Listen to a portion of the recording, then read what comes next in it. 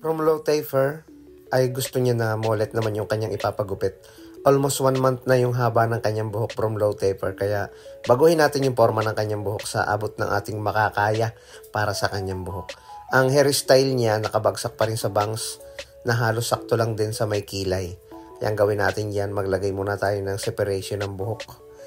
Iangat natin yung unahan, lagyan natin ng kabilang side part. At syempre dapat ayusin muna natin itong parting likod. Dito muna tayo magbabawas. Putulan muna natin yung makapal na bahagi ng buhok dito sa may parting likod niya para magbalanse dun sa manipis sa may parting ibaba, dahil nga galing yan sa low taper. Kaya yung parting ibaba niyan is may klipa saka medyo manipis. Kaya babalansehin natin yan. Puputulan muna natin yung haba dito sa may gitnang bahagi o dito sa may likod.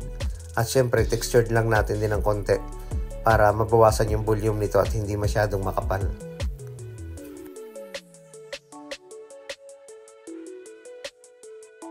And then saka tayo magpuproceed dito sa may kaliwang bahagi. Yan naman ang ating ninipisan at babawasan ng konti. Bago mag-start tayo magbawas sa gilid nito. Ganon din dito sa kanan. Bawasan na rin natin. And then, bawasan na rin natin yung kapal. At gamit tayo ng 1.5 na clipper guard dito sa may patilya niya. Di kabilang side. Kontrolin natin ang suklay para hindi masyadong mapataas. Mullet lang yung gagawin natin na naka-taper pero medyo naka-shadow yung kanyang patilya. Ikikip natin yung forma ng patilya pero manipis na ito. Gamit tayo ng trimmer.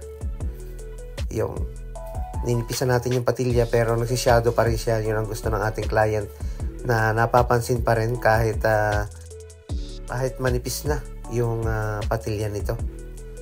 Siyempre gawa natin ng lugar ng pag-aahitan, ilabas na natin yung forma nito.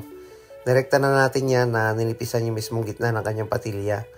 And then gamit tayo ng 0.5 na clipper guard, diretso na agad natin para hindi masyadong mahaba yung ating video. May konting fast forward yan para okay na mang panoorin at hindi kayo may inip.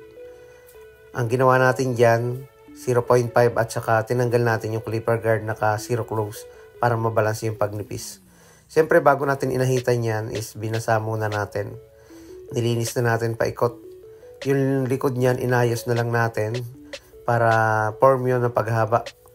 Kapag inahit natin ng konti yung parting ilalim, pag humaba yung buhok after 1 month, okay na yan, long back na yan. And then, putulan muna natin yung haba sa taas. Mga ½ inch siguro.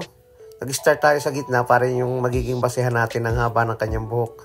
And then, puputulan natin yung paikot.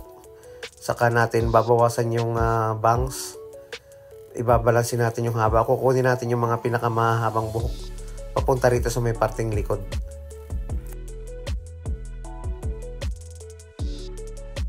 Hilahin nating mabuti. Kailangan talagang basain yung buhok kapag nagbabawas tayo ng ganyang pamamaraan para nababatak natin yung buhok at hindi sila naghiwa-hiwalay.